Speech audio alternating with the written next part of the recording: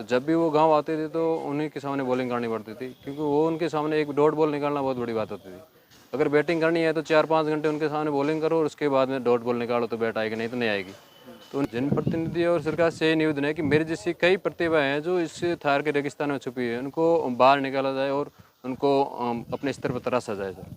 पूरा वाक़या ये था कि सर मैं 15 अगस्त तैयारियों के लिए राज्य स्तरीय परेड में जैसलमेर बॉर्डर होमगार्ड से निकला था। वहाँ परेड के दौरान पीछे स्टेडियम के पीछे एकेडमी थी, वहाँ चल रही थी प्रैक्टिस, नेट प्रैक्टिस। मैं भी वहाँ क्रिकेट का जुनून था तो वहीं खेलने के लिए गया, तो किसी और नेट में प्रैक्टिस कर रहा था और उसी के दौरान सामने एक पीएस क्रिकेट एकेडमी करके है, वो वहाँ बॉलिंग और बैटिंग दोनों कर रहे थे। तो उनका कोच था, उन्होंने भी बुलाया कि यहाँ आके उस बॉलर के बैटर के सामने बॉलिंग कर रहे थे, हमारे सामने भी बॉलिंग करके दिखाओ। उनके सामने बॉलिंग करने गए और साथ में एक मेरे साथी था, भास्कर सिंह नाम का था, तो उसने वीडियो बना लिया और वीडियो बनाने के बाद उन्होंने रील बनाई और सोशल मीडिया पर चढ़ा दी और वो वायरल हो गई।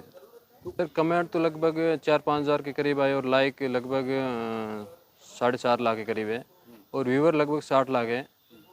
उसके बाद मुंबई इंडियंस ने भी मैसेज किया था और उन्होंने पोस्ट करने के लिए भी बोला था कि हम पोस्ट कर रहे हैं, आपको कोई दिक्कत ना हो। तो भी आकाश चोपड़ा ने किया है, मुंबई इंडियंस ने किया है, बाकी काफ़ी पेज है जिनके मिलियन में फॉलोवर है, उन्होंने भी किया है सर। नहीं, उसके बाद मुझे कॉल किसी का नहीं आया।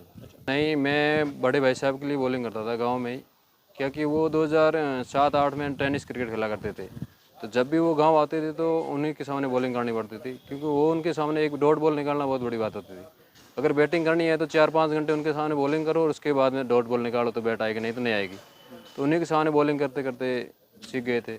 उसके बाद क्रिकेट का जुनून तो कहीं छोड़ा ही नहीं, जहाँ क्रिकेट खेलना जाते थे तो जहाँ भी मतलब जहाँ ड्यूटी जाता था, जहाँ क्रिकेट जाता था, वहाँ मैं भी चला जाता था। तो उसी के आधार पर मैं यहाँ भी गया था, तो यहाँ नेट प्रैक्टिस चली थी, वहाँ पिच बॉलिंग वो वीडियो एड हो गया। मैं बॉर्डर होमगार्ड में जैसलमेर से मैं कार्यरत हूँ, 2015 से मैं हूँ।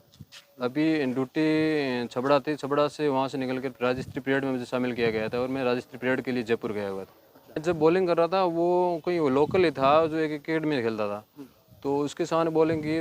उसके बाद में पीएस क्रिकेट एकेडमी करके है, शायद पंकज सिंह क्रिकेट एकेडमी है शायद, उन्होंने उनके कोच ने मुझे बुलाया कि हमारे सामने हमारे जो बैट्समैन है उनके सामने बॉलिंग करके दिखाओ। वहाँ बॉलिंग में कर रहा था तो पीछे से बोले तो काफ़ी पहले भी ज़्यादा स्टम्प उड़े थे, लेकिन उसके बाद पीछे खड़ा मेरे साथी उसने वीडियो बना लिया था जो वायरल हो गया।